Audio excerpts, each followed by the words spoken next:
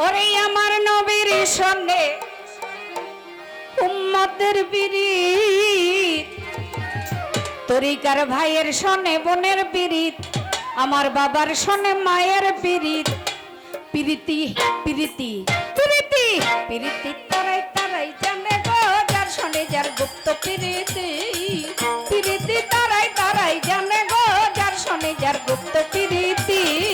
পিরিতি তারাই তারাই জানে গো, যার সনে যার গুপ্ত পিরিতি। পিরিতি তারাই তারাই জানে গো, যার সনে যার গুপ্ত পিরিতি। আমার আল্লাহর সনে নবীর পিরিত, ওই আমার নবীর সনে উম্মতের পিরিত। খাজা বাবার সনে ভক্তের পিরিত, বড় পীরের সনে ভক্তের পিরিত, তরিকার ভাইয়ের সনে বোনের পিরিত। ওরে যার জগতে সুখ্যাতি গো, যার সনে যার গুপ্ত পিরিতি। পিরিতি তারাই তারাই জানে গো, যার সনে যার ভাবে পিরিতি। পিরিতি তারাই তারাই জানে গো, যার সনে যার ভাবে পিরিতি। কিসের আমার কিসের আমার কিসের আমার কিসের আমার রন্ধন বারণ গো সখী, কিসের হলুদ বাটা। কিসের আমার জাতি, কিসের হলুদ বাটা। কিসের আমার রন্ধন বারণ গো সখী, কিসের হলুদ বাটা। চোখের জলে ছলছলা চরবাই সাজায় মোর পাটা গো, যার সনে যার গুপ্ত পিরিতি। পিরিতি তারাই তারাই জানে গো, যার সনে যার ভাবে পিরিতি। পিরিতি তারাই তারাই জানে গো, যার সনে যার ভাবে পিরিতি। বড় বেডার বড় কাম কইরা গেছে ভাই, আর কেউ টের না পাইলে আমি কিন্তু টের পাই। কি করছে আর কি বুঝছি এটা হ্যাঁ জানে আর আমি জানি, আর কেউ জানে না। সুন্দর করে প্রশ্ন করে শোনেন বন্ধুগণা, বলে গরিবের বন্ধু আর গরিবের নেওয়াজ, দুইটা কথাই আছে। গরিবের বন্ধু হইছে কেমনে এটা বলার নাই সবার কাছে, শুধু গরিবের নেওয়াজ কেমনে হইল জবাব দেওয়া মারে। খাজা বাবারে কোন দিন কিভাবে খাইছে বলো সত্য করে। আমার খাজা বাবা সকল ভক্তবৃন্দ লইয়া এক জায়গায় বসেছিল সামা গজল গাইয়া। সামা গজল মাহফিল যখন গেল শেষ হইয়া, খাওয়ার মতো কোনো কিছুই ছিল না সেই জায়গাতে মিয়া। অবশেষে তবারক স্বরূপ, এখানে যেমন তবারক হইছে না উরুষের কারণে, সিন্নি বা খিচুড়ি পোলাও যার যার যেমন, কেউ মিষ্টি করে, কেউ ঝাল খিচুড়ি করে, কেউ বিরিয়ানি করে। তো ওইরকম একটা তবারকের দরকার আছে, প্রয়োজন হয় প্রত্যেকটা উরস মাহফিলে বা ওয়াজ মাহফিলে বা গানের উরসে, এই এরকম হয়েই থাকে।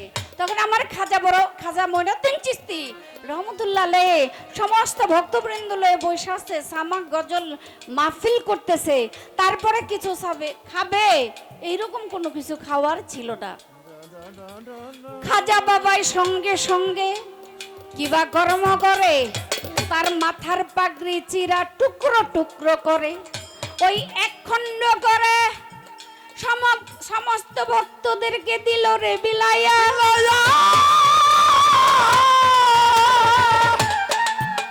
বলে এই তো তোমাদের তবারক দিলাম, তোমরা খাও পেট ভরিয়া।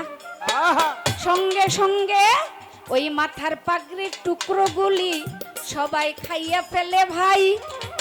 ওইটাই ছিল তখনকার তবারক, সবারে জানাই। তাই তো সেই দিন থেকে খাজা বাবাকে গরিবে নেওয়াজ বলে। আশা করি শেষ হইল, বললাম সবার ধারে। এইবার আমি তাহার কাছে করব জিজ্ঞাসা, অনেকদিন পরে পাইলাম আজকে ধরব তারে মনেরই মতন।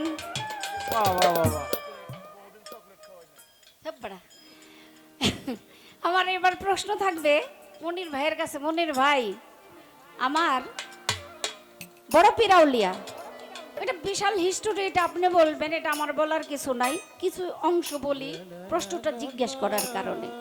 বরফের আউলিয়া 5-6 বছর বয়স হয়েছে, মক্তবে দেওয়ার দরকার। এখন মাজননি একটা মক্তবে নিয়ে দিছে। যখন মক্তবে নিয়ে দিছে, ওস্তাদ জি মক্তবে নেওয়ার পরে কিছু ঘটনা ঘটে। মক্তবে দেওয়ার সাথে সাথে দাঁড়াই রয়েছে। মক্তবে এত মানুষ, এত পোলাপান, বসার কোনো জায়গা নাই, কেউ জায়গা দিতে পারতেছে না। গাইবি থেকে বলতেছে, এই শিশুগণ, তোমরা আমার বন্ধুকে বসার জন্য জায়গা করে দাও। তারপরও জায়গা করে না। আবার বলে, এই বন্ধুগণ, বাচ্চাগণ, আমার বন্ধু আসছে, আমার বন্ধুকে জায়গা করে দাও বসার জন্য। অবশেষে 2-3 বলার পরে জায়গা করে দিছে তাকে বসার জন্য, বড় পীর আউলিয়াকে, শিশু বড় পীর আউলিয়াকে জায়গা করে দেবার পরে ওইখানে বসছে। বসার পরে এখন পড়া দিতেছে উস্তাদজি। বলে পড়ো আলিফ, বলে আরো বাড়ায় দেন, বলে তা সা, বলে আরো পড়া বাড়ায় দেন। তারপরে বলে আমপারা, বলে এটার পরে কি আছে সেটা দেন। 1 পারা 2 পারা, বলে আমার এইভাবে পড়া দিয়েন না হুজুর, উস্তাদজি আমাকে 18 পারার পরে কি পড়া আছে সেটা দেন। উস্তাদজি বলে, সর্বনাশ, কি বলো তুমি? 18 পারার পরে তোমার বয়স হলো মাত্র 6 বছর, আর এখন বললো 18-র পরে, কি ব্যাপার? তুমি এত পড়া কোথায় শিখলা? বলে হুজুর, আমি আমার মায়ের গর্ভে ছিলাম, তখন আমি 18 সিপারা কোরআন সুবহানাল্লাহ মুখস্থ করছি। বলে সুবহানাল্লাহ। এই কথা শুনে বলে কি, বাবা রে বাবা, আমি আপনারে কিভাবে শিখামো?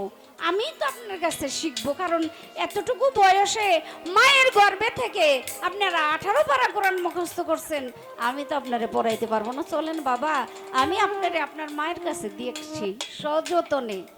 তাই মায়ের কাছে নিয়ে যাইতেছে। দূর থেকে দেখে মাজননি যে আব্দুল কাদের জিলানীকে নিয়ে মক্তবের হুজুর উস্তাদজি তাকে নিয়ে যাইতেছে। এখন মা মনে করছে যে ও গর্ভে থাকতে আমার যেই যন্ত্রণা দিছে, যেই জ্বালা জ্বালাইছে, এই জ্বালা এখন মনে হয় শিক্ষকের সাথে এরকম বেয়াদবি করতেছে।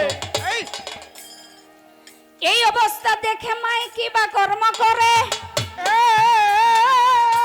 বড় একটা লাঠি লইয়া দৌড় দিল ভাইরে।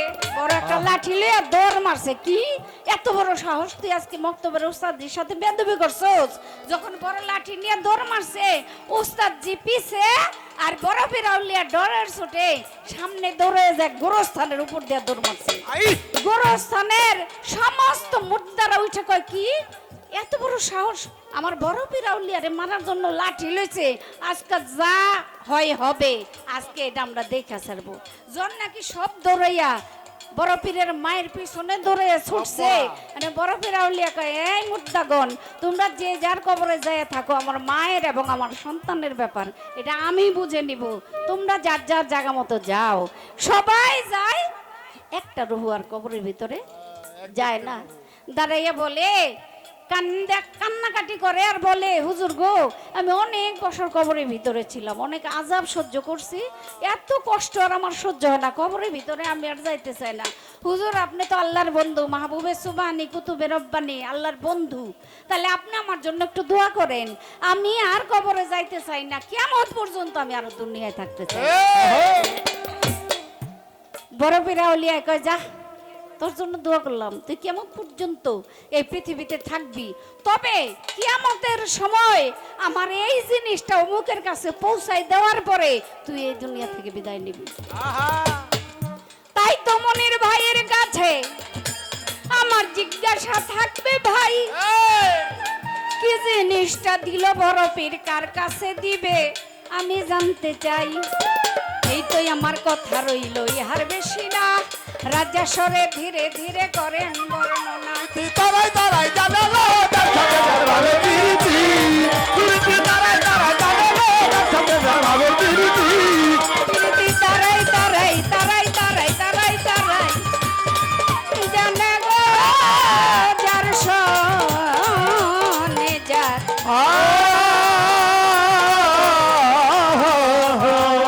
ভাবের